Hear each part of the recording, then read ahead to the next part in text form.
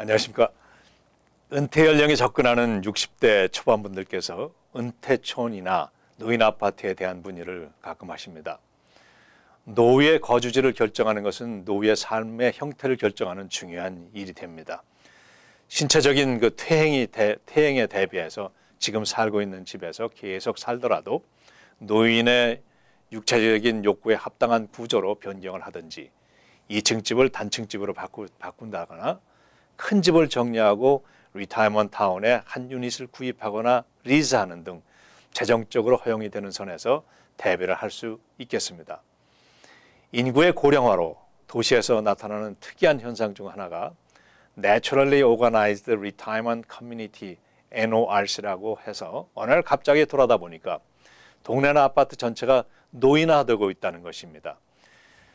다시 우리 많은 사람들이 젊었을 때 들어와 살다가 보니 어느덧 노인이 되고 과거의 시설은 노인이 되다 보니 불편해지고 개선이 필요하게 되는 것입니다. 전체 동네나 아파트를 노인들이나 장애자들에게 편리하도록 시설과 구조물을 다시 설치하고 이들에게 필요한 서비스를 제공하는 일에 정부와 재단들이 재정 지원을 시작하고 있고 비즈니스 하는 분들도 이 변화를 주시해서 서비스를 개발하고 있습니다. 이민의 역사가 짧은 한인 이민 1세들의 경우에 많은 분들이 은퇴 준비할 시간과 여유가 없이 갑자기 노령을 맞게 됩니다. 지금은 일을 하기 때문에 주거비를 감당하지만 조만간 은퇴할 경우에 의식주 중에 주거가 차지하는 비용을 감당하기에 큰 부담이 될 수도 있습니다. 저렴하게 렌트를 지불하면서 거주할 수 있는 노인 아파트에 대한 문의는 그런 추세를 볼 때 자연스러운 질문이 됩니다. 입주자가 저렴하게 살 수 있는 노인 아파트는 정부로부터 보조금을 받아서 운영하는 subsidized housing인 그렇게 말을 하는데 일반적으로 정부가 직접 운영하는 것보다는 정부와 컨트랙을 맺은 민간단체들이 운영하는 노인 아파트가 압도적으로 많습니다. 정부가 직접 운영하는 아파트에도 노인들만 입주하는 노인 아파트가 있지만 매우 소수이고 일반적 정부 아파트는 나이에 상관없이 모든 저소득자들에게 입주 기회를 주고 있기 때문에 모든 정부 아파트, 즉 퍼블릭 하우징에는 노인이 입주하는 할 수는 있지만 노인 아파트로 칭하지 못하는 이유가 거기 있습니다. 정부 아파트는 얼마나 빨리 입주될 수 있는가는 알 수 없지만 일단 어느 때고 신청은 할 수 있습니다. 뉴욕시의 경우에는 특정 아파트에 입주하고 싶다고 신청할 수는 없고 5개 보로 중 2개 보로에 입주하고 싶다고 체크를 하게 됩니다. 정부는 신청자의 상태와 신청한 보로에 입주 가능한 유닛을 연결하게 되는데 때로는 한인들이 살고 있는 지역이 될 수도 있고 대개는 비한인 지역으로 연결이 될 때가 많습니다.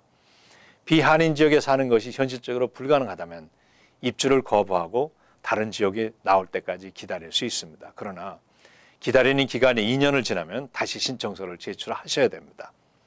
이 신청서는 온라인으로 접수할 수 있고 검색어를 NYCHA, 뉴욕시티 하우징 어토리티 NYCHA로 시작하셔서 어플리케이션을 클릭하면 신청서가 뜨게 됩니다.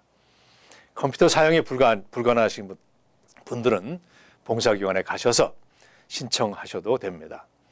신청 자격은 혼자 사시는 경우에 수입이 5750불 이하, 두 사람의 경우에는 58,000불 이하이며 노인 아파트를 신청하는 경우 본인을 포함해서 사시는 분들이 모두 62세 이상이셔야 됩니다.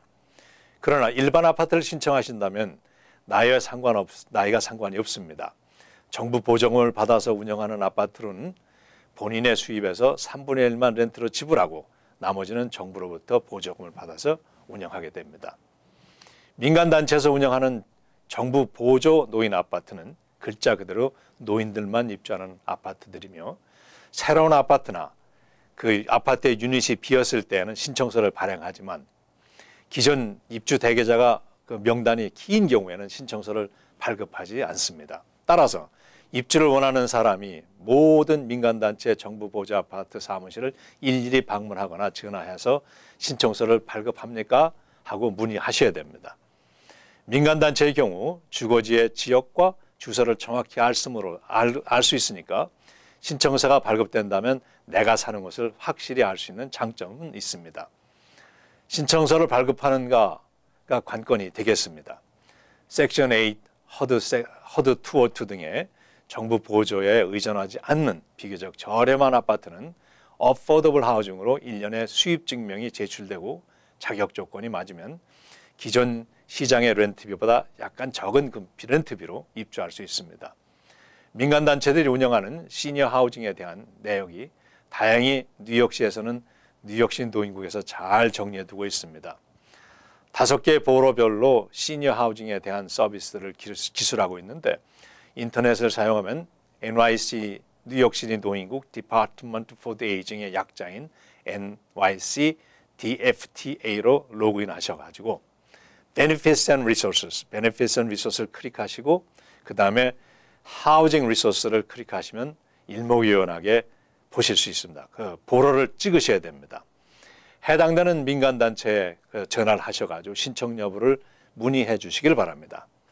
인터넷을 사용하지 못하시는 분들은 인근 봉사기관에 문의하셔서 민간단체들의 명단을 뽑아달라고 부탁하셔서 연락을 해보시기를 권합니다.